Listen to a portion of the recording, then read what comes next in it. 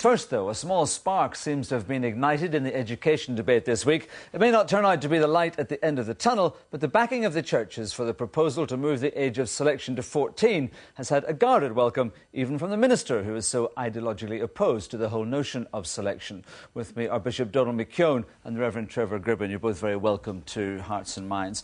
Reverend Gribben, you have called for leadership on this issue. There's been general condemnation of the lack of leadership, but your own statement yesterday isn't really a clarion call, is it? It's just sort of saying, well, maybe we should look at a number of issues. One of them, which is quite good, is selection at 14. So you're not giving much leadership yourself, are you? Well, we feel we are, in one special way. We've come together as four churches, the Methodist Church, Presbyterian Church, along with the Catholic Church here in Northern Ireland. And we're wanting to say three things.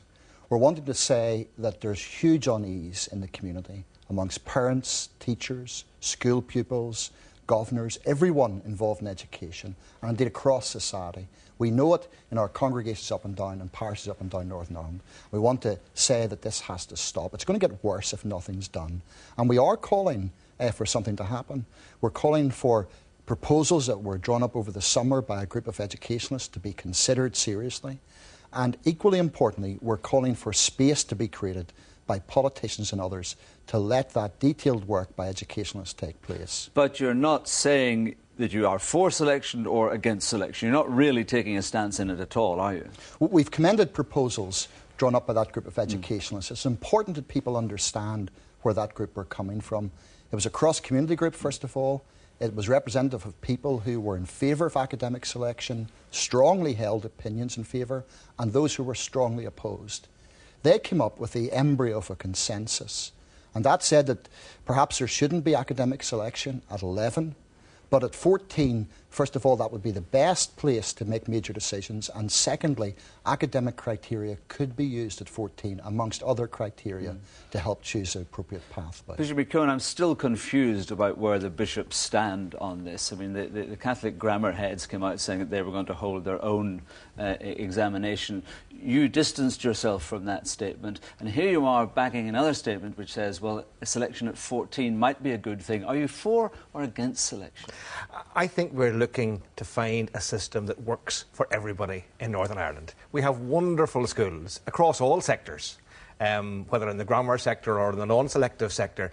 I think there's a widespread recognition, not just from us, but across the community, that the current system can't work on indefinitely into the future. Changes have to be undertaken, but they can only take place through a legislative framework. And at the present time, we're heading for a legislative vacuum. And we're saying a lot of the panic that's coming from individual schools, as well as the fear that's coming from individual parents and children, is based on the complete uncertainty. And that acceptance on the part of some people, yes, deregulation may actually be an acceptable default position. We're saying deregulation is not an acceptable option, and our leaders are being paid to find some workable solution that will build on the best that we have, but prepare us for the future and prepare all our children. OK, but does that mean you support selection or not? I'm still not clear. I think many people could accept the idea of selection if 25% of the pupils were being selected for a particular form of intense education. But at the present time, we're moving down a road where almost 50% are going to the grammar schools. And that means we're not having a selective education system in anything other than something that mirrors social selection. So we're saying we can live with any sort of a system as long as it's fair for everybody. Doesn't put people down. We're concerned with outcomes, not hung up on structures. OK, so why does 14 seem like a good idea? Well, educationalists, and that's the key thing, educationalists meeting together with a widely held range of views have together stated very clearly that 14 is the best place to make those key choices as to pathway. 11, I think it's largely held, is no longer the place to do that. It affects too much the primary school curriculum. It's not a good place to be making those choices. And churches long time ago have come out and said that. This is not a new thing in response to, for instance, the Costello report, of which the churches and others were involved. The churches said at that stage 14 should be the key age to take those choices. Do you fear, though, that this debate has become so polarised that no one can move? You have a minister who's ideologically opposed to the whole idea of selection. You have many other MLAs, DUP and Ulster Unionists, who absolutely support at any cost academic selection. How can anyone find a compromise between those two mutually opposed positions? One thing that is very clear is that people hold strongly held positions in this issue. That's very apparent even from the reaction to our statement. We're glad it's been widely welcomed, but we also recognise that some people have come out and strongly stated their position again. People have the right to hold those positions. What we're advocating is a consensus. For too long, we've perhaps been saying what we want. We need to begin to say what we can all live with. Where is the honourable consensus? And what happened over the summer with this group of educationalists is they gave to us an embryo of a way forward, an agreed way forward perhaps. Educationalists, not politicians with respect, and not clergy with respect, but educationalists need time to work up those proposals to answer the practical questions that are being asked, and politicians and others have to create the space to enable that to happen. The grammar schools in the AQE say that these proposals, the 14 proposals, are another way of setting up neighbourhood comprehensives. Do you accept that? I think there's a real fear on many people's parts, and that includes in the heartlands of West Belfast, that people who live in particular areas would be limited only to the local school. And I think whatever we have coming in has to ensure there is actually a choice for people.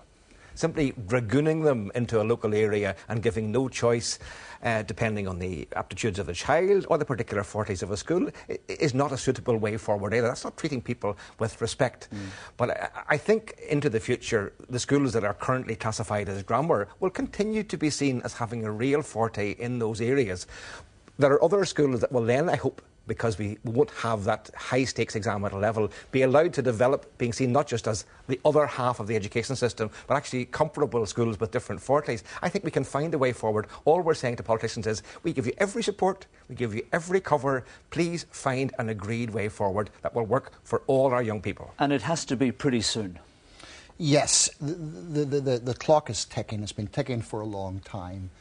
Tomorrow is the final stage of the last 11 plus. No one wants to go back to the 11 plus. No one's calling for it to continue in its current form.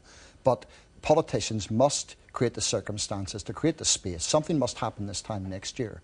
And politicians must step forward in the next few days or weeks and create that space to let educationalists then plan and build on the embryo consensus that we believe can be achieved to find a way forward for all of our children. The Minister has constantly said that she's been trying to establish consensus, but it's generally agreed she's completely failed to do that. Do you think she can, at this late stage, achieve some form of consensus? Well, I think the response that we've got over this past 24 hours from the political parties and from civic society suggests that there's a remarkable amount of goodwill out there to find ways forward. I think we're looking for a workable solution, and we have to allow people to move from the notion that if we win, you lose, if we lose, you win. To find that there are practical ways. That's the art of politics.